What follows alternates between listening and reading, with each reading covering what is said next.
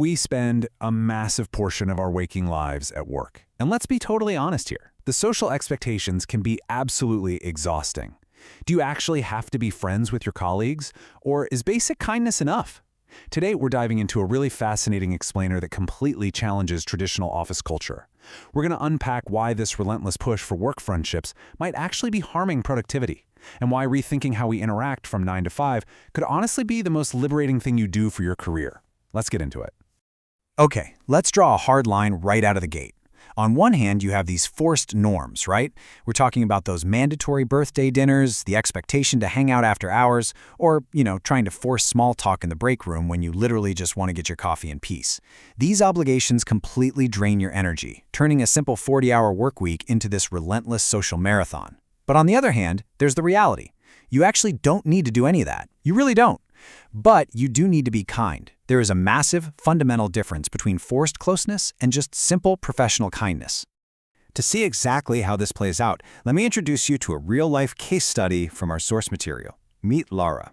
On paper, Laura was essentially the dream employee. She worked in a small team, she was highly efficient, super respectful, always got her work done on time, and crucially, she was completely drama-free. She was a massive asset to her company precisely because she didn't bring any personal baggage into the office. But she wasn't part of the office crew. She wasn't one of the folks trying to be besties with everyone else in the building. So what did her boundaries actually look like? Well, she didn't linger after meetings to chat about weekend plans. She didn't join those big, loud lunch groups, and she certainly didn't jump into office gossip. She simply showed up, did her job excellently, and kept her professional boundaries completely intact.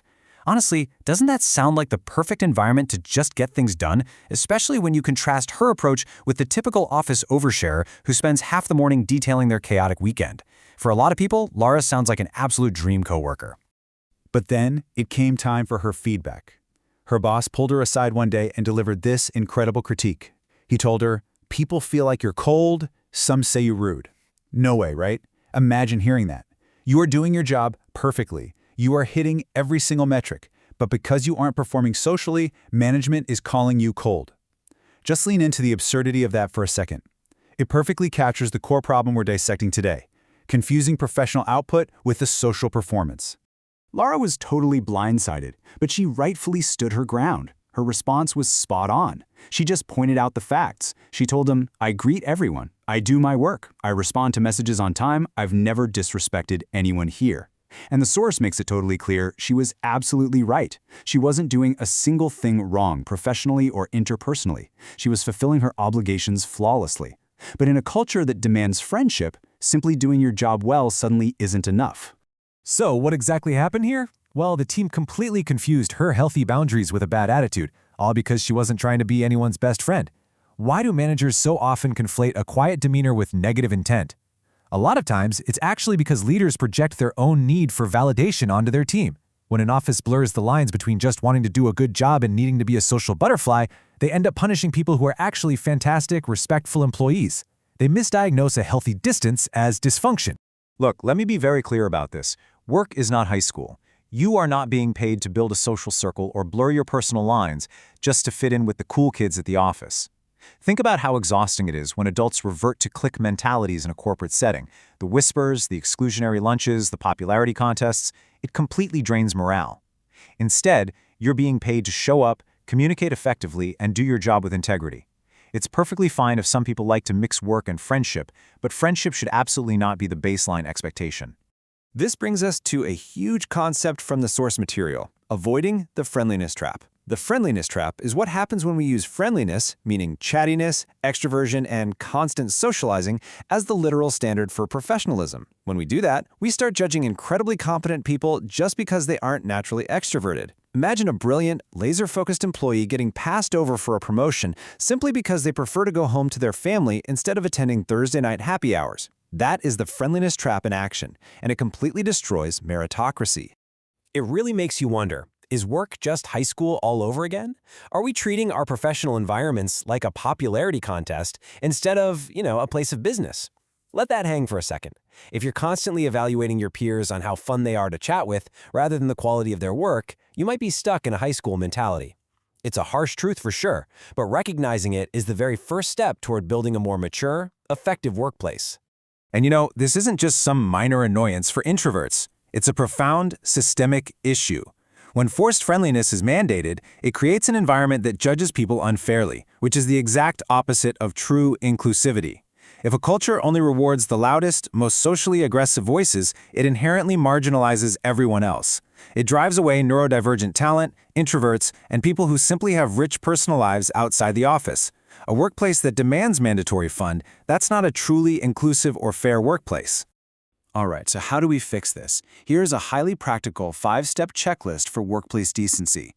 This is a brilliant breakdown of how to keep things professional without forcing intimacy. Number 1, say good morning.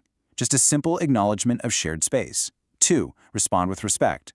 You don't have to agree, but you must remain civil. 3, acknowledge others. Don't ignore people when they speak. 4, handle disagreements without shade. Address conflicts directly regarding the work without passive-aggressive comments or eye rolls. And 5, communicate calmly, even when you're frustrated. Notice how absolutely none of these require you to share your weekend plans. If you just follow those 5 steps, you achieve the perfect balance. You absolutely don't have to be close with your coworkers, but being decent is what actually makes a workplace function smoothly. It's a highly empowering realization when you think about it. You don't need to know the names of your coworkers' kids to collaborate effectively on a project. You don't need to know their favorite restaurant to handle a disagreement without throwing shade. Decency, not intimacy, is the true glue of a successful professional environment. Plus, we really have to remember the unseen reasons why people might pull back socially. People navigate immense hidden struggles, things like shyness, neurodiversity, intense anxiety, profound grief, or maybe they just desperately want to keep their work life simple to protect their peace. You never truly know what someone is going through behind the scenes. Mandating that everyone must be socially on all the time is incredibly draining, especially for folks dealing with these unseen realities. We need to extend some grace and just let people show up exactly as they are. If you take one thing away from this explainer, let it be this. Friendship is optional, but respect, that's non-negotiable. It is such a simple but incredibly powerful distinction. Let's stop confusing kindness with closeness. You can be perfectly polite, highly collaborative, and entirely professional without carrying the heavy burden of forced friendship.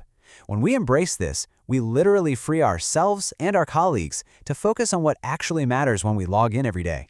So, as we wrap up, I want you to look at your own office, your own team, and ask yourself this final vital question. Is your workplace culture asking for respect or just forced friendship? Think deeply about how you evaluate your peers. Are you falling into the friendliness trap? Keep this in mind the next time you head into work.